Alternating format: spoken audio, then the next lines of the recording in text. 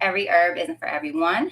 Herbs react differently in different people, and each herb has a certain person or personality that it's attracted to, right? So that has to do with your body shape, your family history, environment, and other factors can all determine which herbs or which illnesses you will be drawn to, and vice versa. All right. So whenever you're trying to think about, let's say you're saying, oh, okay, I want to use this herb. The first thing to think about is what's the reason for wanting to take this herb? Like I said, it's not necessarily someone recommends this herb to you or you see this herb sitting in the shop or whatever, but it's what's the reasoning behind it. Because each herb has a place and point. There's a reason for everything. And so each herb has its own unique indications or its own unique person that it is going to help. All right. So when you're thinking about the herbs, you want to know, what is this herb going to do inside my body based on what's already going on, the circumstances of the body? So is this going to shift my body into balance? Is it going to, bring equilibrium, or is it going to aggravate the system, or is it going to exacerbate a problem that you already have? So those are the things you want to keep in mind. And even certain illnesses, like let's say you have a sore throat. A lot of times people think, oh, I heard that this one is good for colds and flu, so I can take it if I have a sore throat. Where there's certain herbs that you take if you have a dry cough, and there's certain ones that you take when you have a wet cough or when you have like a lot of mucus and buildup. So again, it's just really important to know what's the reasoning behind it, so you can make sure that you can match the herb based on the situation. So whenever you want to use an herb, these are the things that you need to know about the herb. So first, you want to the first things, most of the contraindications, which basically means most of the warnings that go into who should not use this herb, have to do with certain things. So first, it's about your health. So if you have medications, that's a big one.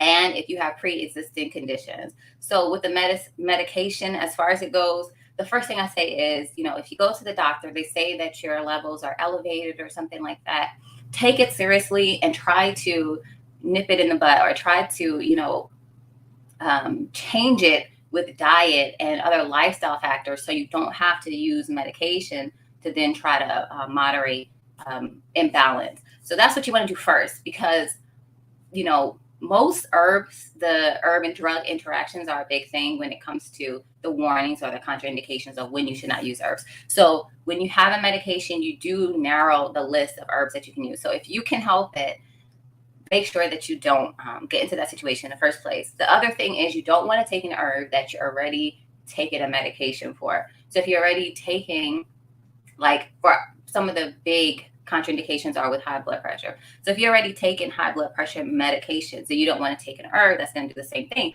because you put both of those together and then your blood pressure might become low blood pressure.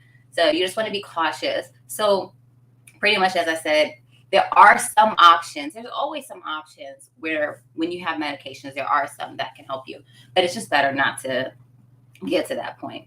And so you just have to be careful. And I'll talk about a few herbs, and one herb that's in a lot of different tea blends and whatnot, but it isn't a small amount, but it does have a lot of contraindications. So I'm going to talk about a few herbs that came to my mind when I was writing down notes. Another thing you have to be mindful of is that when you're taking an herb for a certain thing, like let's say if you say you have a dry cough and you're taking an herb, that it won't just necessarily just go to one part in your body. It can affect multiple parts of your body. So you might be taking in this herb and it's going to be moistening to the lungs, but it can be moistening to other parts of your body too. So when you're taking any herb, you have to really take it as a whole body approach. Other things you want to think about with herbs is the age of the person. So of course, children, there's certain herbs that are going to be safe for children, but then you also have for elderly as well. Not that they can't use certain herbs, but sometimes you might want to make sure you get your dosages to where it's a little bit less. So usually I would do like maybe 70 to 80% of the normal adult or average adult kind of dosage, but it just depends. And that's where you take into health and all of that into account. And also weight is really important, because not just even age. I like to go by weight more than I like to go by age, just because it kind of gives you a little bit of a bigger picture. Other things, of course, pregnant. When you're pregnant, the list of herbs is kind of small.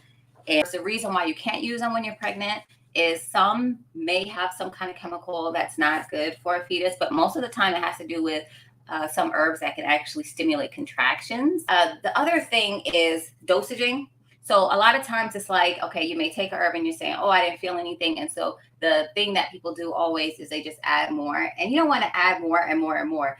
They think that that just makes it stronger. But sometimes less can be more. There are a lot of different herbs that are called low dose herbs. And so you never want to go past the suggested daily amounts or weekly amounts.